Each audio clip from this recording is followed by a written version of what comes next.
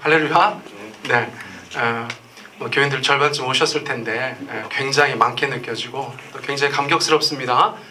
눈물이 날 것만 같아요. 감사합니다. 오늘 이제 2부 예배 마당 풍경은 저희가 왜 베다니를 떠나야 하는가를 여실히 보여주고 있어요. 정말 이제 찾을 데가 없어요. 그동안 코로나 때문에 교인들께서 많이 안 오셔서 주차 문제가 조금 없나 했더니 오늘 보니까 더합니다. 저희가 잠깐 임시초소로 갈 곳은 대형 주차장이 있습니다. 할렐루야. 여러분 마음 편하게 주차하시고 그렇게 예배 드리시면 되겠고, 그 다음에 또 주님께서 좋은 공간 주실 줄 믿습니다. 거기서도 저희가 편하게 또 하나님의 본질을 추구하면서 그렇게 교회를 함께 일구어가는 저와 여러분 되시기를 원합니다. 오늘 계속해서 누가복음 말씀 나누겠습니다. 떡이 되게 하라, 이런 파격적인 제목으로 누가복음 4장 2절로 4절 우리 같이 함께 읽겠습니다. 자, 본문 읽습니다. 시작. 마귀에게 시험을 받으시더라. 이 모든 날에 아무것도 잡수시지 아니하시니 날수가 다음에 줄이신지라. 마귀가 이르되 네가 만일 하나님의 아들이거든 이 돌들에게 명하여 떡이 되게 하라. 예수께서 대답하시되 기록된 바 사람이 떡으로만 살 것이 아니라 하였느니라. 네. 자, 지난주 설교 제목을 보시면 내용을 아실 텐데 요단에서 광야로, 그렇게 제목을 말씀드렸었어요. 요단에서는 성령 충만 받으셨다고 말씀드렸죠. 이제 더 이상 목수의 아들 정도가 아니라 하나님의 아들 그리스도 메시아로서 준비되셔야 했기 때문에 성령의 충만은 필수적이었다. 그래서 하나님께서 내가 사랑하는 아들이다, 그렇게 말씀하시면서 성령의 충만함을 허락해 주셨어요. 자, 성령 충만 받고 그 성령님께서 예수님을 가장 먼저 인도하신 곳이 어디라고 말씀드렸어요? 광야입니다. 저희가 생각하면 꽃길만 다녀야 될 텐데 광야로 보내셨어요. 자, 광야 40일은 예수님께서 정말 하나님의 아들로 지혜와 권세와 능력을 발하시기 전에 하나님께서 그분에게 오롯이 하늘의 것들로 채워주시는 그런 기간이라고 말씀드렸어요. 그렇죠? 자, 그런데 한자성어의 호사다마라고 하나님 역사하실 때는 마귀의 회방이 있습니다. 그래서 광야에서는 마귀의 시험도 동반되었다고 볼 수 있어요. 그런데 그 마귀의 시험마저도 어떤 하나님의 아들로서 이 땅 가운데 사역하신가를 결정하는 굉장히 중요한 사건이 되었다는 것. 자, 하나님은 모든 것을 합력하여 선을 이루시는 줄 믿습니다. 하나님과만 있어야 되는 그 자리에 왜 마귀 있느냐 그렇게 생각하지만 그 마귀의 시험과 유혹을 통해서 예수님께서는 정말 우리가 믿고 따르는 하나님의 아들 그리스도 메시아가 되셨다는 것을 저희가 생각해 볼 필요가 있어요. 자, 그러니까 마귀가 급하다고 말씀드렸어요. 그래서 예수님을 넘어뜨리려고 시험하는 것입니다. 예수님께서 그리스도가 못 되도록 방해하는 것입니다. 그래서 저희가 시험을 유혹이라고 하는 것이 더 맞다, 제가 그렇게도 말씀드렸어요. 자, 마귀의 유혹의 목적은 무엇입니까? 예수님을 넘어뜨리는 것이에요. 메시아 못되게 하는 것입니다. 그리스도직을 감당하지 못하도록 아주 무너뜨리거나 큰 치명상을 입히는 것이 마귀의 목적이라고 할 수 있어요. 자, 계속해서 세 가지 시험을 살펴보겠지만 어느 것 하나만 넘어져도 끝이에요. 자, 여러분 저희가 요즘에 뉴스 보면서 어떤 생각하세요? 연예인들이나 스포츠 스타들이 과거에 정말 어린 시절에 잘 모르고 행했던 일 때문에 그들의 인생의 전성기에서 나락으로 떨어지는 것을 보죠. 굉장히 무서운 세상을 저희가 사실은 지켜보고 있어요. 자, 그런데 그것을 예수님께 적용하면 어떻게 되는가? 이 세 가지 시험 중에서 어느 것 하나라도 통과하지 못하면 굉장히 큰 결격 사유가 되는 것이에요. 자, 어떤 내용이기에 그러는가? 저희가 앞으로 3주 동안에 그것을 살펴보려고 하는 것입니다. 자, 똑같이 이해할 수 있습니다. 여러분 지금도 마귀가 있어요. 교회에서 마귀 얘기하면 사람들이 막 무슨 요즘 같은 때 마귀야, 그런 얘기 하지만 여러분 하나님이 계신 것처럼 마귀도 있어요. 그리고 마귀는 대적자입니다. 하나님을 대적하고 교회를 무너뜨리고 성도들을 망가뜨리는 것이 그의 존재의 목적이라고 할 수 있어요. 그러니까 예수님 유혹했던 마귀는 성도들의 삶 가운데도 유혹하는데 그것은 어떤 목적입니까? 똑같은 목적이에요. 성도가 성도답게 살지 못하도록, 성도가 성도의 노릇을 하지 못하도록 죽이거나 치명상을 입히는 것이 마귀의 목적이라고 할 수 있어요. 많은 사람들이 그 유혹에 넘어갑니다. 그 유혹에 넘어갈 때는 은밀하게 넘어갔을 수도 있어요. 주변에 아무도 없었을 수도 있어요. 그런데 많은 목사님들, 선교사님들, 기독교 운동한다는 사람들, 존경받던 평신도 지도자들이 어느 순간에 드러납니다. 과거에 어떤 마귀의 유혹 가운데 넘어갔었다는 것이 드러나요. 드러나면 어떻게 됩니까? 여러분, 그 사람 죽는 거예요. 죽는 것은 여러 가지가 있어요. 그런데 그 중에 하나가 무엇입니까? 여러분, 사회적인 죽음도 있고요, 명예의 죽음도 있어요. 더 이상 성도로서 발언할 수 없습니다. 영향력을 더 이상 발휘할 수 없는 그런 존재가 되기도 해요. 여러분, 죄는 그렇게 무서운 거예요. 자, 그런데 그것을 누가 자꾸 우리 가운데 이야기한다고요? 마귀가 이야기한다는 것입니다. 자, 우리는 왜 유혹에 넘어가지 않아야 하는가? 왜 마귀의 유혹에 넘어가지 않아야 하는가? 우리의 삶을 지키기 위해서예요. 우리의 가정을 지키기 위해서입니다. 우리의 교회를 지키기 위해서예요. 그것은 남을 위한 것이 아니에요. 나를 위한 것이에요. 철저하게 나를 위한 것이에요. 여러분들의 삶을 지키기 원하십니까? 여러분들 가정을 지키기 원하세요? 여러분, 마귀의 유혹으로부터 벗어나시기 바랍니다. 여러분, 그것을 이겨내시기 바랍니다.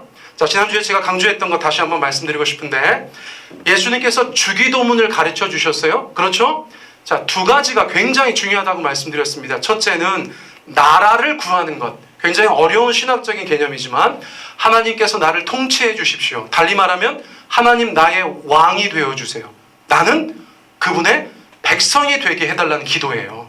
그러면 하나님께서 우리의 삶 가운데 사랑해 주시고 인도해 주시고 보호해 주시고 쓸 것을 공급해 주시는 줄 믿습니다. 백성은 뭐합니까? 그분의 백성답게 살아가는 것이에요. 그것이 언약의 조건이라고 말씀드렸어요. 자, 우리는 그런 언약 백성인 줄 믿습니다. 자, 그런데 누가 자꾸 와서 회방을 놔요? 누가 자꾸 와서 그 관계를 자꾸 들쑤셔 놓습니까? 그게 마귀의 역할이라는 것이에요. 자, 그러니까 예수님께서는 주기도문에서 두 번째로 중요한 기도로 어떤 기도를 가르치셨어요? 유혹에 빠지지 않기를 기도하라고 말씀드렸어요. 그것을 우리가 평소에는 시험에 들지 않게 기도해달라고, 시험에 들지 않게 해달라고 기도했었지만 그 원래 의미는 유혹에 빠지지 않게 기도하는 것이에요. 그렇죠? 그리고 그 주변에는 마귀가 있다. 제가 지난주에 그 말씀을 드렸어요. 그런데 예수님께서 그거 한 번만 말씀하셨을까요? 변함없이 강조하셨어요. 주기도문이 그분의 사역의 초기였다면 누가복음 22장 40절은 그분의 사역의 후반입니다. 후반도 보통 후반이 아니라 심지어 겟세마네 동산에서 예수님 앞에 기도하실 때예요. 십자가 지시기 전날이에요. 그날도 제자들한테 뭐라고 말씀하셨는 줄 아세요? 자, 누가복음 22장 40절 말씀 같이 한번 읽어봅니다. 시작. 그곳에 이르러 그들에게 이르시되 유혹에 빠지지 않게 기도하라 하시고. 자, 여러분 확인하실 수 있었죠? 예수님께서 처음에도 유혹에 빠지지 않게 기도하라고 가르치셨고 마지막에도 유혹에 빠지지 않게 기도하라고 가르치셨어요. 우리는 가볍게 생각하고 살았지만 예수님은 너무나 강조하셨다는 거예요. 너희들의 삶이 소중하지? 너희들의 인생이 아름답게 펼쳐져야 되지? 그러기 위해선 죄의 유혹을 이겨야 해. 마귀의 유혹을 물리쳐야 돼. 여러분, 예수님께서는 공생의 내내 말씀하신 거예요. 자, 오늘 그 마귀가 이제 예수님과 이제 대결하는 장면이 누가복음 4장 3절에서 나타납니다. 자, 4장 3절 다시 한번 읽어볼까요? 시작. 마귀가 이르되 네가 만일 하나님의 아들이거든 이 돌들에게 명하여 떡이 되게 하라. 자, 40일 동안 물만 드시고 금식하시면서 하나님 앞에 기도하셨으니까 육신을 입고 오신 예수님께서는 당연히 힘들고 어려우세요. 보통 힘들고 어려운 게 아니에요. 저희 중에 누구도 40일 동안 물만 드신 분이 없죠. 그렇죠?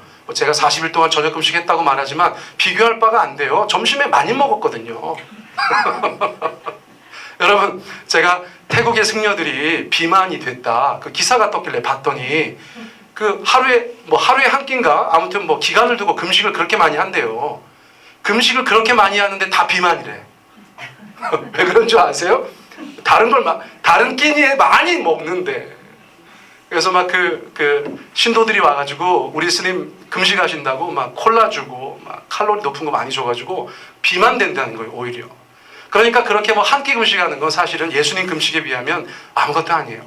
그런데 40일을 하루 3끼씩 40일을 물만 드셨으니까 여러분 수척해지시고 헬스케지시고 힘도 없고 너무 고통스럽고 어려운 것입니다. 자, 그때 마귀가 무엇을 가지고 시험을 했어요? 주변에 널려 있는 거, 광야에 제일 많은 거, 돌.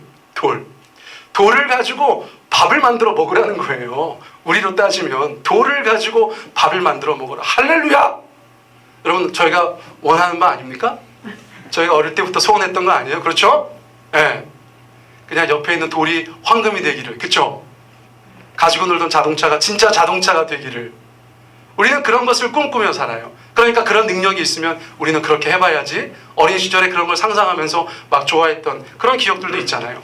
그런데 예수님께는 왜 이게 시험이고 유혹이냐는 거예요. 저는 꼭 그렇게 한번 해보고 싶은데 왜 이게 시험이고 유혹이 되냐는 것입니다. 너무나 굶주려서 정말 무엇이든지 바꿔서 떡이든 빵이든 밥이든 드셔야 되는 예수님께 이것이 왜 시험이고 유혹이냐 하는 것이에요. 자, 마귀가 이렇게 얘기합니다. 네가 만일 하나님의 아들이었든, 네가 만일 하나님의 아들이었든. 자, 마귀도 알고 예수님도 아시는 하나님의 아들이라는 것. 근데 그것을 가지고 어떻게 하는 거예요? 여러분, 자극하는 거예요. 자극하는 거. 여러분, 인생을 살다가 자극받아서 실수하지 않으시기를 바랍니다. 예수님께서는 그 자극을 잘 이겨내셔요. 물론 흔들리실 때도 있어. 예를 들어서 마가복음 9장 말씀 보니까 이런 내용이 있는데 한번 보세요. 그냥 저희가 상식적으로 보려고 제가 적어 놓았어요. 같이 한번 읽습니다. 시작. 무엇을 하실 수 있거든 예수께서 이르시되 할 수 있거든이 무슨 말이냐. 그 다음 말이 뭐예요? 믿는 자에게는 능치 못할 일이 없다. 예수님께서 그렇게 말씀하시는데, 예수님께서 제자 3명하고 변화산 다녀오셨는데 굉장히 오래전부터 마귀가 역사하여서 막 불에도 뛰어들고 물에도 뛰어드는 그런 아들을 데리고 온 아버지가 있었잖아요. 근데 그 아버지가 예수님 안 계신 동안 제자들한테 그 아들을 맡겼더니 제자들은 능력 발휘를 못했어요. 그렇죠? 나중에 예수님 오시니까 이 아버지는 기본적으로 이 무리에 대한 불신이 생긴 거야. 그래가지고 예수님한테도 실수한 거야. 예수님한테 뭐라고 말한 거예요? 좀 뭘 좀 하실 수 있으면 좀 해보세요. 이렇게 얘기한 거야. 그래서 예수님께서 뭐라고 대답하신 거예요? 할 수 있거든요. 무슨 말이냐. 이거 굉장히 점잖게 번역한 거예요. 예수님께서 살짝 자극을 받으신 거지. 할 수 있거든요. 무슨 말이냐. 믿는 자에게는 내가 못할 것이 없다. 여러분, 우리가 예수님을 온전히 믿잖아요. 예수님께서 우리의 삶 가운데 못하실 것이 없다고 말씀하셨어요. 이게 얼마나 저희 가운데 힘과 위로가 되는 그런 말씀인지 몰라요. 어쨌거나 그런데 이것은 전혀 다른 상황이죠. 그런데 마귀가 자극하니까 예수님께서 그것을 의연하게 잘 물리치시는 것을 저희가 보게 됩니다. 자, 그런데 어쨌거나 마귀가 무엇이라고 얘기했는가 하나하나 살펴보면, 첫째는 이 돌들에게 명하여 떡이 되게 하라 이렇게 말했다는 거예요. 마귀가 예수님 놀립니다. 야, 무슨 하나님의 아들이 광야까지 와가지고 40일 동안 물만 먹고 밥도 못 먹고 그렇게 삐짝 말라가지고 골골대고 있어. 너 능력 있잖아. 너 하나님의 아들이잖아. 성령 충만하잖아. 여기 있는 돌을 가지고 떡을 만들어 먹으라고. 여러분, 예수님께서 이것에 대해서 어떻게 반응하실 수 있어요? 네, 돌을 가지고 떡을 만들어서 드실 수 있어요. 여러분, 예수님께 그런 능력이 있습니까? 없습니까? 여러분 어떻게 생각하세요? 있죠? 자, 예를 들면 복음서에 물을 가지고 뭘 만드셨어요? 포도주를 만드셨어요. 여러분, 오병이어 가지고 남자만 몇 명을 먹이셨어요? 5,000명을 먹이셨어요. 여러분, 그것 외에도 엄청나게 많은 능력이 예수님에게 있죠. 말씀을 하시면 너무 지혜 있으셔서 사람들이 기가 막혀 하고요. 또 말씀을 하시면 너무 권세가 넘치셔서 사람들이 그 말씀에 은혜를 받았습니다. 여러분, 귀신들 보면 그냥 이렇게 제압하고 쫓아내는 것을 아무렇지도 않게 하셨어요. 나사로 같은 사람 살렸습니다. 회당장 야이로의 딸도 살렸습니다. 심지어 죽었던 자들을 살리셨어요. 여러분, 온갖 치유의 역사를 바라시는데 그 종류가 너무나 다양해서 저희가 입을 벌리고 담을 수가 없어요. 안진뱅이 일으키시고 앞을 못 보는 사람 눈을 뜨게 하시고 나병 환자도 고치시는 그런 놀라운 능력을 가지신 분이 바로 우리 주 예수님이신 줄 믿습니다. 그러니까 그분의 능력을 우리가 그렇게 생각해 볼 때 돌을 가지고 떡을 만드는 것은 별일이 아니라고 생각할 수 있다는 것이에요. 그런데 예수님께서는 왜 그것을 시험으로 받아들이셨고 마침내 그렇게 하지 않으시냐는 거예요. 왜 그렇게 하지 않으셨냐는 거예요. 뭐가 그렇게 문제가 되기에? 여러분, 혹시 이 영화 포스터 보신 분 계세요? 예, 행콕이라는 영화예요. 행콕. 여러분, 중요한 영화 아닙니다. 막 찾아보시지 않으셔도 됩니다. 예. 근데 이 영화가 왜 흥미롭냐면 컨셉이 재밌는 거예요. 컨셉이. 여러분, 이 주인공이 윌 스미스입니다. 윌 스미스. 연애할 때 저희 아내가 저보고 늘 그랬어요. 오빠는 윌 스미스 닮았어. 생각해봤더니 시커멓다는 얘기였어요. 또 그 다음에 저보고 그랬어요. 결혼하고 나도 여보 브루스 윌리스 같아. 그래서 생각해봤더니 머리숱이 없다는 얘기였어요. 어쨌거나 영화배우 닮았다고 너무 좋아하지 마시기 바랍니다. 어떤 배우인지를 잘 보셔야 돼요.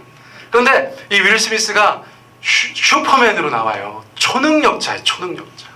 뭐 날아다니는 건 일도 아니고요. 뭐 힘도 엄청 세고요. 뭐 총알 맞아도 끄떡 없고요. 그냥 초능력자로 나와요. 우리가 아는 슈퍼맨하고 조금도 다르지 않아요. 근데 뭐가 다르냐면 개망난이에요. 초능력자인데 망난이에요. 망난이. 알코올 중독도 있고 감정 기복도 엄청 심하고 단기 기억 상실도 있고 사는 게 너무 불안한데 초능력자로 나와요. 그러니까 여러분 다른 신사적이고 나이스한 슈퍼맨이나 원더우먼 같은 일을 안 해요. 그냥 자기가 하고 싶은 일을 합니다. 자기의 욕구와 자기의 필요에 따라서 그 초능력을 사용해요. 사람들 도와주고 싶을 때 그냥 도와주고 어떨 때는 안 도와주고 도와주는데 너무 과격하게 도와줘가지고 사람 하나 살리려고 막 기차 집어 던지고 막 온통 그 능력에 걸맞지 않은 이상한 부족함을 영화 내내 선보이는 거예요. 그러니까 지역사회가 좋아할까요? 좋아하지 않을까요? 너무 싫어해요. 그래서 행콕이 나타나면 사람들이 막 고개를 절레절레 흔듭니다. 여러분 이 사람을 바라보면서 제가 능력이 있는데 인성이 안 된 사람들이 얼마나 위험한가. 능력이 있는데 마음의 준비가 안 된 사람들이 얼마나 위험한가. 아주 극단적인 예가 되겠지만 여러분 이 영화는 저한테 그런 메시지를 주었다는 거예요. 자, 이 사람이 보여준 나쁜 세 가지 모습이 있어요. 자, 1번 한번 읽어보세요. 시작. 과용. 여러분 과용이 무엇입니까? 지나치게 쓰는 거예요. 가지고 있는 능력을 지나치게 써. 자, 두 번째는 뭐예요? 남용. 뭡니까? 함부로 쓰는 거예요. 적당하게 적절하게 바르게 써야 되는데 막 함부로 쓰는 것입니다. 자, 세 번째는 읽어보세요. 시작. 오용. 오용은 뭡니까? 잘못 쓰는 거예요. 잘못 쓰는 거. 능력은 너무나 탁월하고 능력은 너무나 출중하고 그의 힘이 너무나 대단한데 그것을 과용하고 남용하고 오용하는 능력자. 여러분 그런 능력자는 많은 사람들에게 근심과 걱정이 되고 많은 사람들 가운데 폐를 끼치는 존재가 된다는 거예요. 자, 여러분 저희가 예수님의 시험 장면으로 다시 돌아가야 되는 줄 압니다. 세상은 그런 것에 열광해요. 어떤 것에요? 욕구와 필요를 채우고 해소하는 것에. 자, 예수님께서 그런 메시아 되는 것을 거부하셨지만 세상은 그렇지 않았어요.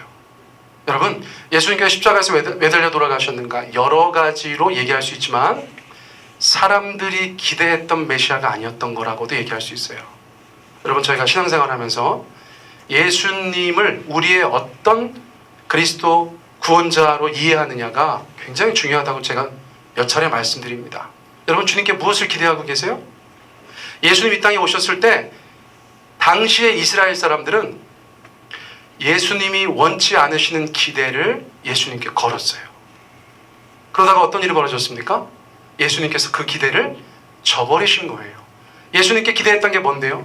로마 제국 확 뒤집어 엎고 자기들이 원하는 대로 이스라엘 나라가 세상 만국에 높임받고 자기들은 잘 먹고 잘 사는 거였어요. 근데 예수님 어디 달려 돌아가셨습니까? 너무나 연약하게 십자가에 달려 돌아가셨어요. 너네를 구원하겠다고. 여러분, 사람들의 생각과 기대와 정서에 조금도 부합하지 않으신 분이 예수님이라는 메시아였어요. 여러분, 자, 이 장면을 하나 보기 원해요. 요한복음 6장 15절입니다. 우리 같이 한번 읽어볼까요? 시작. 예수께서 임금으로 삼으려는 줄을 아시고. 네, 여러분, 예수님께서 기가 막힌 하나님 나라의 복음을 전했을 때 누구도 쫓아와서 우리의 왕이 되어달라고 하지 않았어요.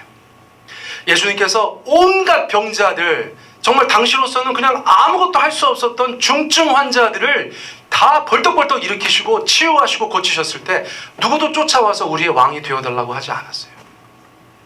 귀신들을 제압하고 풍랑을 잠잠케 해도 누구도 와서 우리의 왕이 되어달라고 하지 않았어요. 그런데 성경에 딱 한 번 사람들이 엄청나게 몰려와서 우리의 왕이 되어달라고 요구한 사건이 있어요. 여러분 먼저 아세요? 그게 오병이어 사건이에요. 여러분 다른 것들하고 오병이어 사건은 뭐가 다를까요? 여러분 뭐가 달라요? 그들의 배고픔을 채워준 것이에요. 그들의 배고픔을 채워준 것입니다. 여러분 대통령 후보가 나와가지고 저는 뭐 정치를 외교를 국방력을 그러다가 갑자기 어떤 사람이 저는 경제를 이렇게 하면 사람들이 누구를 찍어줘요? 경제 대통령 찍어주잖아요. 경제 대통령. 여러분 사람들은 왜 경제에 민감합니까? 세상 모든 사람들은 먹고 사는 것에 가장 민감한 거예요. 먹고 사는 것. 코로나 때문에 힘든 거 알아. 코로나 때문에 정책이 잘 안 먹히는 것도 알아. 코로나 때문에 못 모여야 되는 것도 알아. 그런데 먹고 사는 것은 그것은 불만을 가질 수밖에 없는 것이 나약한 인간의 모습이잖아요. 그렇죠? 예수님께서 다른 것 엄청난 기적들과 능력들을 보이시다가 오병이어 한번 딱 보여줬더니 지지율 100%. 지금 출마하시면 바로 대통령 되시는 건데 예수님은 어떻게 하십니까? 예수님 어떻게 하셨어요? 여러분 읽어보세요. 예수님이 그냥 산으로 떠나셨다는 거예요. 예수님은 그런 예수님 되고 싶어 하지 않으셨다는 거예요. 여러분 이것이 얼마나 중요한지 몰라요. 마귀가 원하는 메시아는 어쩌면 그런 메시아였을지도 몰라요. 배고픔을 채워주고 사람들의 욕구에 민감하게 반응하고 그들의 필요 가운데 함께하는 메시아. 여러분 마귀는 그것을 지금 예수님에게 말하고 있는 것이에요. 너 능력 많지? 너 이번에 능력 받았지? 그 하나님의 아들의 능력으로 너의 그 배고픔을 채워. 너의 욕구와 너의 필요를 채워. 너는 이타적인 메시아가 될 필요가 없어. 너는 너만 생각하면 돼. 여러분 마귀의 유혹은 그거였어요. 그냥 돌을 가져다가 떡을 만들어라. 그게 아니었어요. 하나님의 아들로서 첫 번째 능력을 행하셔야 되는데 그 능력을 예수님의 배고픔을 채우라고 유혹한 것입니다. 그것에 넘어가면 예수님은 어떤 메시아가 되는 거예요? 여러분 이기적인 메시아가 되는 거예요. 그 능력을 자기를 위해 쓰는 메시아가 되는 거예요. 여러분 이것은 굉장히 중요한 갈림길이라고 말씀드릴 수 있어요. 자 그런데 예수님께서 어떻게 하셨습니까? 예수님은 그 유혹에 넘어가셨어요? 넘어가지 않으셨어요? 여러분 넘어가지 않으셨어요. 저 같으면 오케이 내가 능력이 있으니까 해봐야지 호기심이라도 했을 텐데 예수님은 철저하게 그것에 대해서 거절하십니다. 여러분 예수님이 그걸 거절하셨으니까 나중에 그런 예수님이 되신 거예요. 여러분 마귀의 의도를 정확하게 꿰뚫으시고 넘어가지 않으신 거예요. 아무리 자극하셔도 반응하지 않으신 거예요. 그리고 결국은 그 40일의 금식을 잘 마치시게 되었다는 것이에요. 그러므로 그것은 시험이었고 그것은 유혹일 수 있었다는 것이에요. 자 그러므로 예수님 그 후에 하나님의 아들 그리스도로서 이 땅 가운데 3년의 공생애를 해나가시는데 절대로 자신의 배고픔과 욕구와 필요를 위해서 하나님 아들의 능력을 쓰지 않는 메시아가 되었다는 거예요. 자 확인해 볼까요? 자 마태복음 26장의 말씀입니다. 우리 같이 한번 읽어보겠습니다. 시작. 너는